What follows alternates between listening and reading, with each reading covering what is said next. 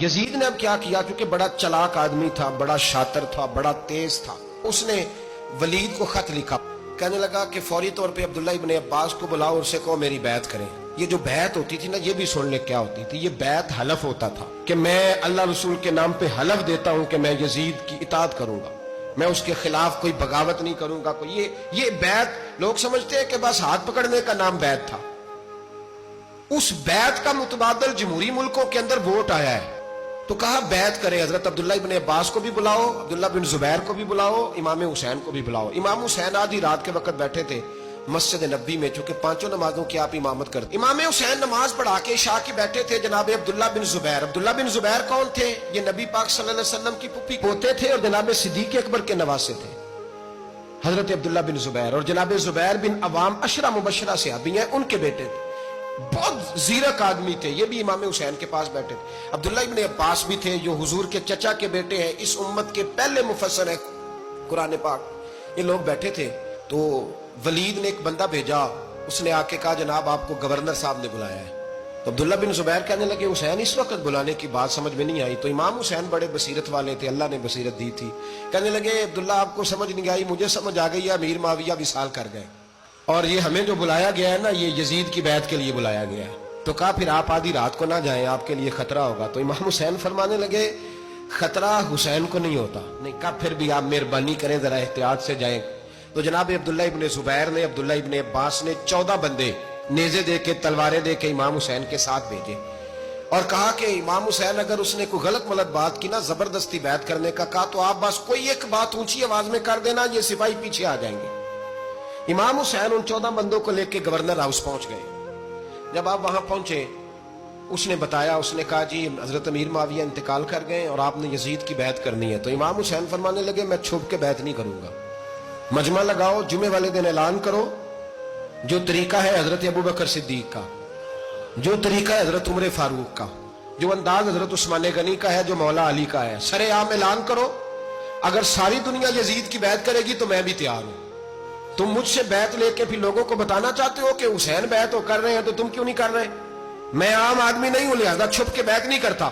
جب یہ بات کی نا تو ولید بڑا نرم دل تھا اور امام حسین کی شان کو جانتا تھا، وہ جانتا تھا یہ نبی پاک کا خاندان ہے۔ اس نے کہا جی مجھے تو حکم تھا، باقی آپ حضور کے نواسے ہیں، میں کر کچھ۔ وہاں ایک بڑا بدبخت شخص بیٹھا تھا، عبد الملک بن مروان، وہ ولید سے کہنے لگا کہ اگر حسین آج تمہارے ہاتھ سے نکل گئے تو تمہارے لیے بہت بڑا مسئلہ کھڑا ہو جائے، انہیں جانے نہ دینا، یا بیعت کراؤ یا ان سے کہو جنگ کے لیے تیار ہو۔ تو امام حسین رضی اللہ تعالیٰ عنہ کے کانوں میں آواز گئی تو فرمانے لگے ابن مرجانہ، اگر تیرے اندر جرت ہے تو آ سامنے حسین کے، اس کے کانوں میں باتیں نہ کر، کانا پھوسی نہ کر، باہر آ میدان میں، شرارت نہ کر، باہر آ، میں تمہیں ابھی بتاتا ہوں کہ حسین سے مقابلہ کرنے کا انجام کیا ہے۔ یہ کہہ کہ امام حسین باہر نکلے، اپنے بھائی محمد بن انفیہ کو بلایا، عبداللہ بن زبیر، عبداللہ ابن عباس، ڈھیر سارے لوگ اکٹھے ہو گئے، فرمایا یہ معاملہ ہے، اب کیا کرنا ہے؟ تو وہ کہنے لگے حضور وقت ابھی مناسب نہیں ہے، آپ اس طرح کریں یہاں رکے، ہم مکے سے، عراق سے، کوفے سے لوگوں کو بلاتے ہیں، یہاں ایک بڑی مجلس مشاورت قائم کرتے ہیں۔ امام حسین فرمانے لگے اگر تم مشاورت قائم کرو گے تو ولید اور عبد الملک بن مروان وہ تو جنگ کرنے کو تیار ہے، اور نبی پاک نے فرمایا ایک مینڈا ہوگا جس کی وجہ سے مدینے کی گلیوں میں لہو بہے گا۔ فرمانے لگے میں وہ بکرا، وہ مینڈا نہیں بننا چاہتا۔ کہا پھر آپ کیا کریں گے؟ تو امام حسین رو پڑے، فرمانے لگے میں مدینہ چھوڑ جاؤں گا لیکن مدینے کی حرمت پامال نہیں ہونے دوں گا۔ امام علی مقام آدھی رات کے وقت نکلے، سیدہ فاطمہ کا دروازہ، ایک اس دن تھا جس دن حضرت مولا علی کوفے چلے گئے اور دوبارہ آج تالا لگا جب امام حسین نکلے۔ آپ جنت البقیع کے پیچھے کھڑے ہو کے حضور کا روضہ دیکھنے لگے، اس وقت گنبد تو نہیں ہوتا تھا، روضہ دیکھنے لگے۔ نانا تیرے کرم کے خزینے کی خیر ہو، میں جا رہا ہوں تیرے مدینے کی خیر ہو۔ سارا خاندان لے گئے، مکے تشریف لے گئے، حج کے ایام قریب آنے والے تھے۔ امام حسین نے وہاں لوگوں سے باتیں کی۔ جب امام حسین وہاں پہنچے تو کوفے سے خط آنے لگے۔